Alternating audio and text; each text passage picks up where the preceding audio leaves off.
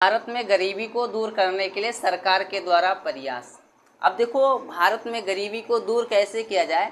ठीक है, सरकार के द्वारा जो है कई प्रोग्राम चलाए गए हैं जिससे क्या हो कि भारत में गरीबी को दूर किया जा सके। तो पहला हो जाएगा एकीकृत ग्रामीण विकास कार्यक्रम, जिसे शॉर्ट में बोलते हैं IRDP, integrated rural development programme.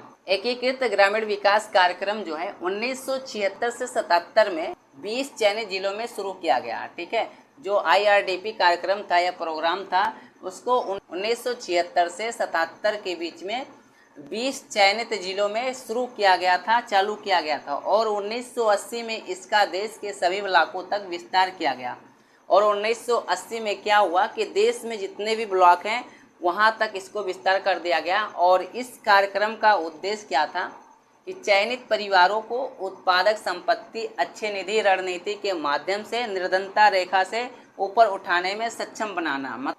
इसका मुख्य उद्देश्य ये था कि जितने भी परिवार को चयनित किया गया है कि वो गरीब हैं, उनको क्या किया जाए कि गरीबी रेखा से ऊपर उठाया जाए। किसके माध्यम से? अच्छे निधि रणनीति के माध्यम से गरीबी रेखा से उन्हें ऊपर किया जाए, अर्थात अमीर की श्रेणी में कर दिया जाए।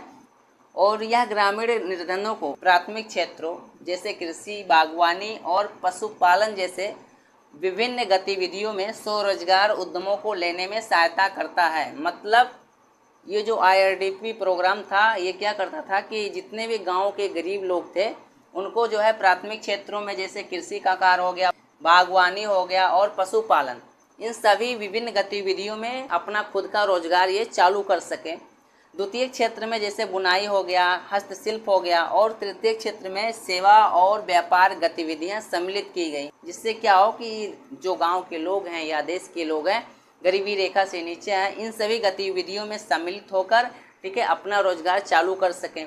दूसरा हो जाएगा रोजगार केंद्र, जिसे बोलेंगे एम्प्लॉयमेंट एक्सचेंज। सरकार ने उपलब्ध रोजगारों की सूचना देने के लिए 890 रोजगार केंद्रों की स्थापना की है।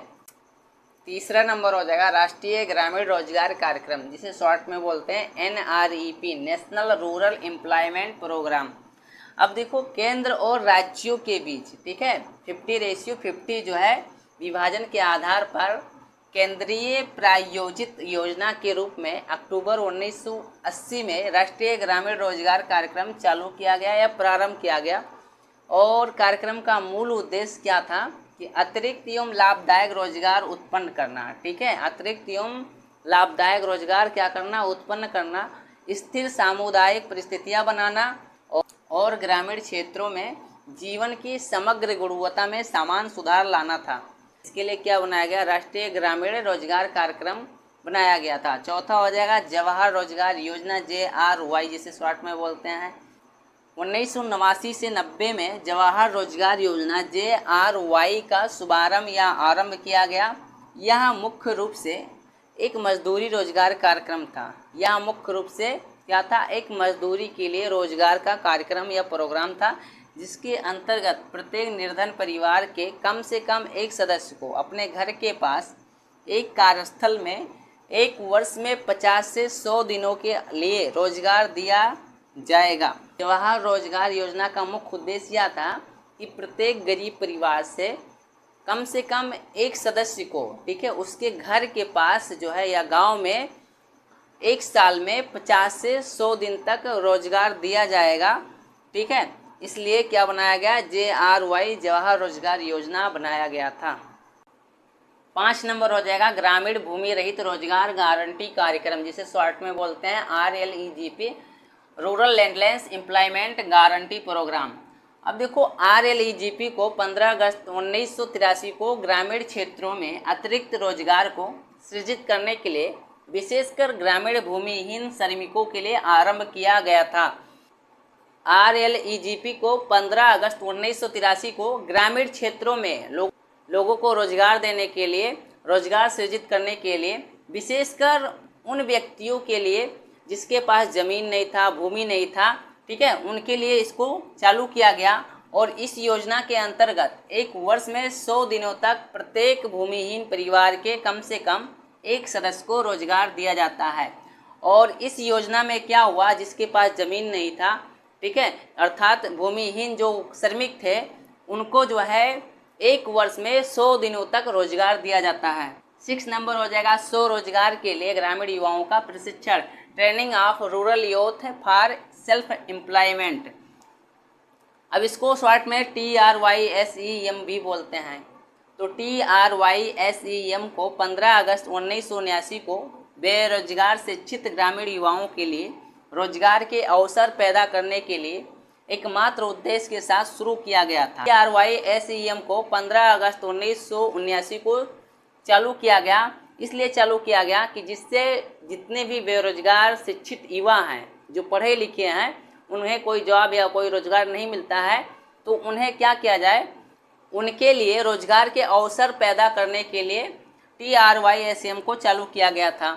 इस योजना का केंद्र बिंदु जो है 18 से 35 वर्ष के आयु के समूह के ग्रामीण युवाओं को आवश्यक कौशल और तकनीकी प्रशिक्षण देने के लिए किया गया था।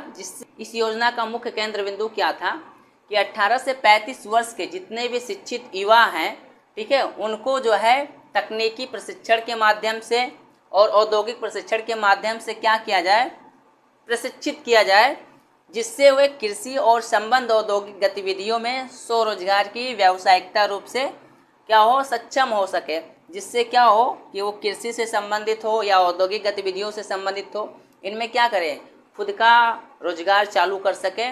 7 नंबर हो जाएगा ग्रामीण क्षेत्रों में महिलाओं और बच्चों का विकास, development of women and children in rural areas, जिसे शॉर्ट में बोलते हैं DWCRA।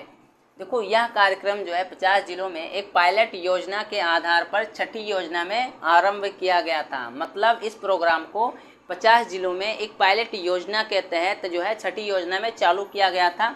इस कार्यक्रम का मुख्य उद्देश्य एक जिले में आय निर्माण की गतिविधियों के निर्माण के माध्यम से, ठीक है, एक जिले में आय निर्माण की जो भी गतिविधियां होती हैं उसके माध्यम से ग्रामीण महिलाओं के सामाजिक आर्थिक स्थिति में क्या करना, सुधार करना। इसके माध्यम से जो भी महिलाएं थी उनके सामाजिक और आर्थिक स्थिति में क्या करना था, सुधार करना था। 8 नंबर हो जाएगा सूखा प्रवण क्षेत्र कार्यक्रम, जिसे बोलते हैं ड्रॉट प्रोन एरिया प्रोग्राम, जिसे शॉर्ट में क्या बोलते हैं, DPAP। देखो, यह कार्यक्रम जो है 1970 से 71 में उन क्षेत्रों में शुरू किया गया था जो सूखे की समस्या से प्रभावित थी। मतलब सूखा प्रवण क्षेत्र कार्यक्रम जो है सन 1970 से लेकर 71 के बीच में उन क्षेत्रों में शुरू किया गया जो सूखा प्रभावित क्षेत्र था। इस कार्यक्रम का मुख्य उद्देश्य अस्थायी राहत प्रदान करने और श्रमिक गहन योजनाओं के माध्यम से पर्याप्त रोजगार पैदा करने के लिए अस्थायी कार्यों का आयोजन करना है। 9 नंबर हो जाएगा राष्ट्रीय ग्रामीण रोजगार गारंटी योजना, NREGS, national rural employment guarantee scheme. देखो, इस योजना का लक्ष्य जो है वित्तीय वर्ष में प्रत्येक घर में कम से कम 100 दिनों का रोजगार प्रत्याभूति देना है। तो राष्ट्रीय ग्रामीण रोजगार गारंटी योजना का मुख्य उद्देश्य यह था कि एक वर्ष में या एक वित्तीय वर्ष में प्रत्येक घर को कम से कम 100 दिनों तक रोजगार प्रोवाइड करना है, जिसके अंतर्गत वयस्क सदस्य कुशल एवं हाथ से काम करने के लिए तैयार हों। और इसमें ऐसे व्यक्तियों को रोजगार दिया जाएगा जिसके पास कोई कार्यकुशलता नहीं है और वो व्यक्ति हाथ से काम करने के लिए क्या हो, रेडी हो, तैयार हो, तो उन्हीं व्यक्तियों को इसमें रोजगार दिया जाएगा। इस प्रकार इसका लक्ष्य ग्रामीण क्षेत्रों में आजीविका की सुरक्षा को बढ़ाना है। 10 नंबर हो जाएगा स्वर्ण जयंती शहरी रोजगार योजना, इसे शॉर्ट में बोलते हैं SJRSY, द स्वर्ण जयंती शहरी रोजगार योजना। तो यह योजना 1 दिसंबर 1997 को आरंभ हुआ और नेहरू रोजगार योजना और प्रधानमंत्री एकीकृत शहरी निर्धनता उन्मूलन कार्यक्रम जैसे शहरी रोजगार प्रदान करने वाले पहले के जो भी कार्यक्रम थे इसमें शामिल कर लिए गए। और इसका उद्देश्य शहरी बेरोजगारों और जो भी अर्ध बेरोजगार युवा हैं उनको स्वरोजगार या मजदूरी पर रोजगार प्रदान करना था।